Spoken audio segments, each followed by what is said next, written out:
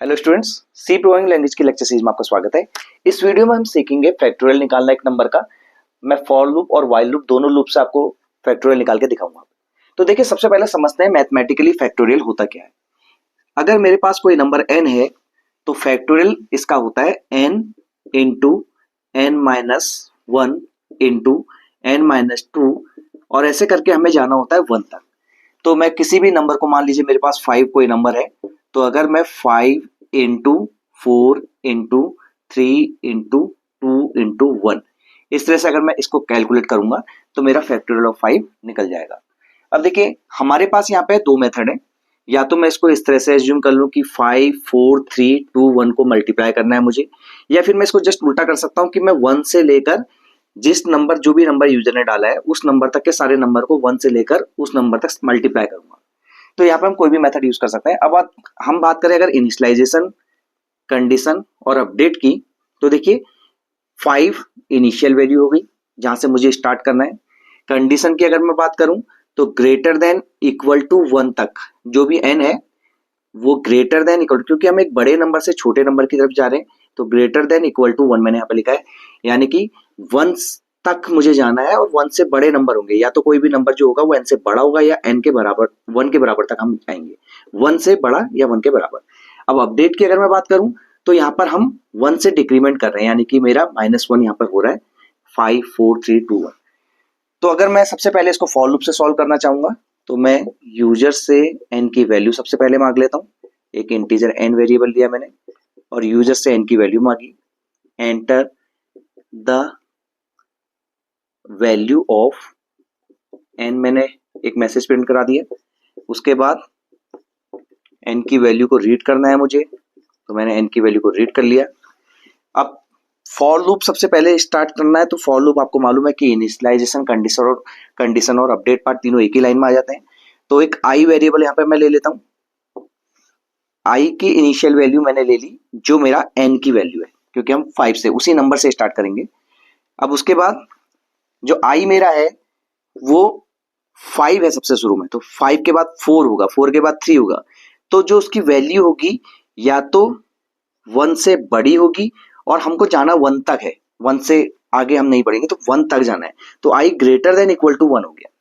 उसके बाद अपडेट की बात करें तो i माइनस माइनस मैंने इसको लिख लिया, यानी कि i की वैल्यू 5 4 3 इस तरह से चलेगी।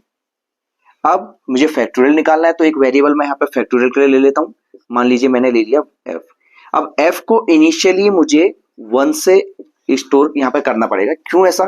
क्योंकि जो मेरा लॉजिक है, मैं लिख रहा हूँ f equal to f into i. अब देखिए, कभी भी कोई वेरिएबल जब राइट हैंड साइड में यूज हो रहा होता है और हमने अगर उसको कहीं पर भी इनिशियलाइज नहीं कराया है, तो ध्यान रखिएगा बाय डिफॉल्ट अगर मैं इसको 1 नहीं लेता हूं मान लीजिए, तो बाय डिफॉल्ट इस f की वैल्यू है गार्बेज, क्योंकि हम कोई वैल्यू यहाँ पे असाइन नहीं करा रहे हैं। तो गार्बेज वैल्यू कोई भी रैंडम वैल्यू हो सकती है, नेगेटिव पॉजिटिव कुछ भी हो सकती है, जीरो भी हो सकता है यहाँ पे। तो मेरा नंबर तो फिर यहाँ पे गार्बेज इनटू आई करेंगे तो गार्बेज ही बनता जाएगा। तो इससे अच्छा ये होगा कि मैं इसकी इनिशियल वैल्यू 1 ले लूँ। 1 क्यों लिया? अगर मैं प्रीवियस क्वेश्चन वीडियो में आप देखेंगे तो हम कहीं भी जब राइट हैंड साइड में कोई वैल्यू यूज हो रही होती है तो हमको उसको 0 से इनिशियलाइज कराते हैं, लेकिन यहाँ पे मैं 1 से इनिशियलाइज करा रहा हूँ क्योंकि मैं मल्टीप्लाई यहाँ पे कर रहा हूँ। तो अगर मैं इसको 0 ले लूंगा बाय डिफॉल्ट मान लीजिए, तो 0 इंटू, तो ये मेरा नंबर तो हमेशा 0 बन जाएगा, तो इसीलिए मैंने मल्टीप्लाई सिंबल की वजह से इसको लिया है 1। अब यहाँ पर f equal to f into i लिखा मैंने और ब्रैकेट कर दिया क्लोज, और उसके बाद इस लूप से बाहर आने के बाद मैं f की वैल्यू को प्रिंट करा देता हूं और रिटर्न 0 मेन क्लोज। अब देखिए ये लॉजिक कैसे काम कर रहा है, इसको समझते हैं। ट्राई रन प्रोसेस हम यहाँ पे यूज करेंगे इस प्रोसेस लॉजिक को समझने के लिए। हम ये अज्यूम करेंगे कि यूजर ने n की वैल्यू 5 डाली थी।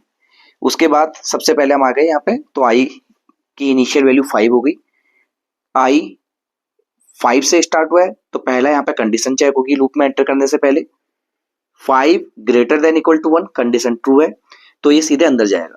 अब यहाँ पे इनिशियल वैल्यू f की 1 है, तो 1 इंटू 5, यहाँ पे 1 इंटू 5 बन गया, यानी कि 1 इंटू 5 आया आंसर, f में स्टोर हो गया।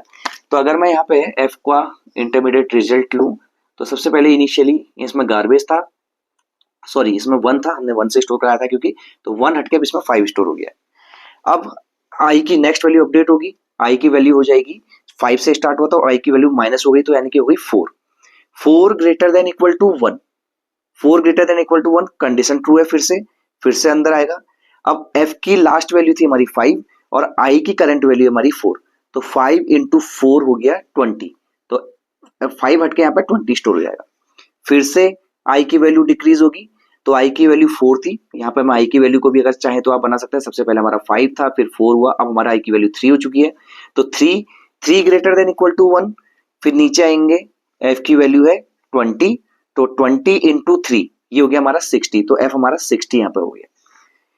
अब 60 हो गया, एफ में F60 स्टोर हो गया है।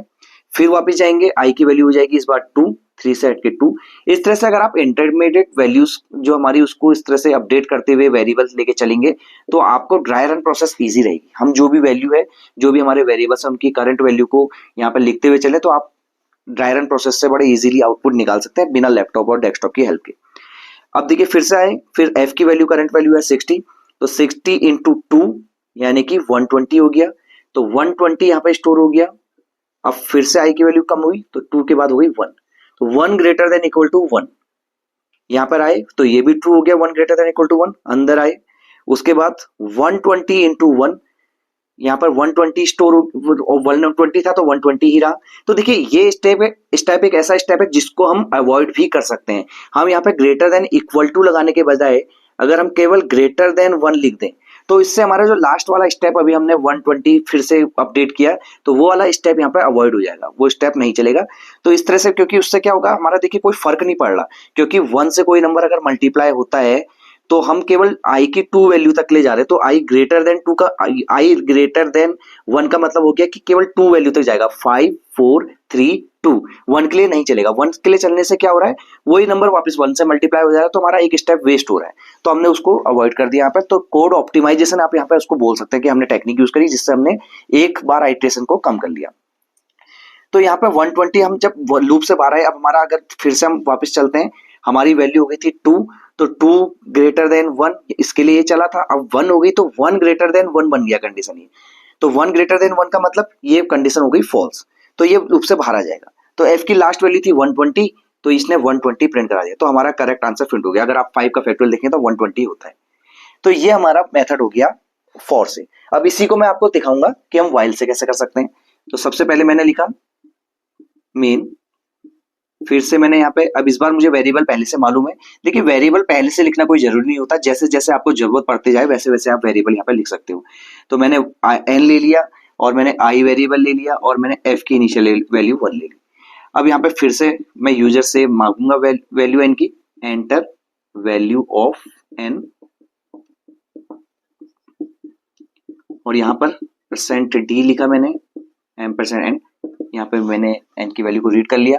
अब देखिए इनिशियल वैल्यू जो है मैंने i की ले ली n। अब मैंने यहाँ पे कंडीशन लिखी, व्हाइल में ऐसे इस तरह से कंडीशन लिखते हैं हम, i greater than equal to 1। देखिए कंडीशन अगर आप देखें तो ग्रेटर देन इक्वल टू 1, तो यहाँ पे हमने इक्वल टू हम हटा देंगे क्योंकि हमने देखा था कि 1 से ग्रेटर तक हम जा रहे हैं केवल। तो condition, initialization, decrement part same रहेगा, बस इसमें फर्क इतना आ जाएगा कि जो प्लेसेस हैं यहाँ पर आपके तीनों एक ही लाइन में डिफाइन थे जैसे, तो यहाँ पे इनिशियलाइजेशन आपका यहाँ पे आ गया, कंडीशन आपकी यहाँ पे आ गई। अब इसके बाद मैं क्या करूंगा, f equal to F into I, logic भी सेम रहा क्योंकि वही हमें तरीका मेथड यूज करना है, और उसके बाद i की वैल्यू को डिक्रीज करना है, तो मैंने यहाँ पे लिख लिया i माइनस माइनस। तो ये मेरा देखिए इनिशियलाइजेशन, कंडीशन और अपडेट पार्ट तीनों अलग अलग जगह पे जो फॉर लूप में हमारे एक साथ होता है। अब इस लूप से हम बाहर आएंगे तो यहाँ पे हम प्रिंट करा देंगे f की वैल्यू को, रिटर्न 0 और मेन क्लोज। अब यहाँ पे भी अगर मैं ड्राई रन प्रोसेस से आपको समझाऊं तो मान लीजिए यूजर ने n की वैल्यू 5 डाली थी, तो 5 इक्वल i इक्वल टू 5, यानी कि मैं दो वेरिएबल फिर से ले लेता हूँ, i और यहाँ पे ले लेता हूँ f। तो f की इनिशियल वैल्यू 1 थी, i की इनिशियल वैल्यू गार्बेज थी। अब जब हमने ये लिखा i इक्वल टू n लिखा तो गार्बेज हटके यहाँ पे 5 स्टोर हो गया। तो अंदर आए सबसे पहले 5 ग्रेटर देन 1, कंडीशन आपकी ट्रू थी, 5 ग्रेटर देन 1, तो ये अंदर आएगा 1 इंटू 5, तो 1 इंटू 5 यानी कि सबसे पहले आपका स्टोर हो गया इसमें f में 5 स्टोर हो गया, ये हट जाएगा 1, और 1 आपका इनिशियल वैल्यू 1 थी, 1 इंटू 5 5 स्टोर हो गया यहाँ पे। अब आई की वैल्यू हो गई माइनस माइनस, यानी कि आई की वैल्यू एक कम हो गई, यहाँ पे 4 हो गई। फिर यहाँ पे जाएगा कंडीशन में 4 greater then 1, condition true. F की करंट वैल्यू है 5, 5 इंटू 4, तो ये हो गया 20। तो यहाँ पर एफ की वैल्यू ये हटके एफ की वैल्यू 5 हटके 20 अपडेट हो गया। उसके बाद फिर से आई की वैल्यू डिक्रीज हुई, तो एफ की यहाँ पर 4 थी आई की लास्ट वैल्यू, तो ये हो गई 3, 3 greater than equal to 1, condition फिर से ट्रू है। अंदर आएगा एफ की वैल्यू है 20, तो 20 इंटू 3 60 हो गया, तो 60 यहाँ पे अपडेट हो जाएगा। उसके बाद फिर से आई की वैल्यू डिक्रीज हुई, ये हो गई 2। उसके बाद फिर ऊपर गया, तो 2 ग्रेटर देन 1, अभी भी कंडीशन ट्रू है। एफ की अब यहाँ पे f equal to F into i हुआ, तो 60 करंट वैल्यू 60 है इंटू 2, यानी कि ये हो गया 120। 120 फिर से आई की वैल्यू डिक्रीज हुई, ये हो गई 1, तो 1 ग्रेटर देन 1, अब कंडीशन हो गई फॉल्स। देखिए आपको फायदा मिला यहाँ पे एक स्टेप हटाने का, तो 1 ग्रेटर देन 1 यहाँ पे कंडीशन फॉल्स हुई, सीधे बाहर आएगा एफ की करंट वैल्यू 120 थी, 120 ये प्रिंट कर देगा। तो आपने देखा कि दोनों मेथड में इसने 120 आंसर हमारा यहाँ पर दिया है। तो ये आपका मेथड हो गया फॉर से, ये हो गया इसका व्हाइल से। अब देखिए थोड़ा सा मैं इसमें चेंजेस आपको करके एक बार बताता हूं। मान लीजिए मैंने इसको इस तरह से ऐसा ना सॉल्व करके 5 से लेकर 1 तक ना जाके मैं 1 से लेकर 5 तक जाने की सोची होती। मैं इसको इस तरह से सॉल्व करना चाह रहा था कि मैं 1 को 1 2 3 4 5, यानी कि जो नंबर हम 1 से स्टार्ट करेंगे, जिस नंबर तक जाना है वहां तक मल्टीप्लाई करेंगे। मैं इसको इस तरह से बनाना चाहता हूं, मान लीजिए लॉजिक। तो इसमें चेंजेस क्या क्या करूंगा देख लीजिए। तो आई की इनिशियल वैल्यू 1 ही रहेगी यहाँ पे। अब यहाँ पे जो कंडीशन बन जाएगी हमारी, i less than equal to n बन जाएगी। 1 से लेकर एन तक जा रहे हैं, तो आप यहाँ पे प्लस प्लस करके जाएंगे, क्योंकि छोटे नंबर से बड़े नंबर की तरफ अगर मैं जा रहा हूं तो यहाँ पे प्लस प्लस आ जाएगा। तो यहाँ पर f equal to F into i रहेगा, तो ये क्या होगा 1, पहली बार में 1 आएगा, अगली बार में 2 आएगा, 3 आएगा, 4 आएगा, 5 आएगा। तो अब क्या होगा 1, ये कैसे लॉजिक काम करेगा।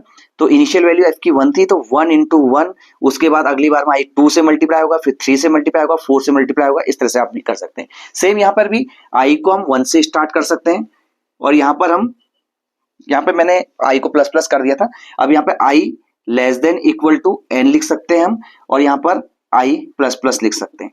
तो उससे क्या होगा 1 से स्टार्ट होगा, 1 फिर 1 लेस देन इक्वल टू 5, इस तरह से चलेगा ये, और बार बार 1 मल्टीप्लाई होगा, पहले 2 होगा, फिर 3 होगा, और आई इंक्रीज होता रहेगा। तो आपकी मर्जी है। इनिशियल वैल्यू मैंने यहाँ पे 5 को इनिशियल वैल्यू लिया था, 1 तक कंडीशन ली थी, आपने यहाँ पे उल्टा कर दिया, 1 को इनिशियल वैल्यू लेके 5 तक कंडीशन हम ले गए। तो यहाँ पर दोनों मेथड आप यूज कर सकते हैं। तो यहाँ पर हमने बड़े इजीली एक नंबर का फैक्टोरियल फाइंड करना सीखा फॉर लूप और व्हाइल लूप की हेल्प से। Thank you.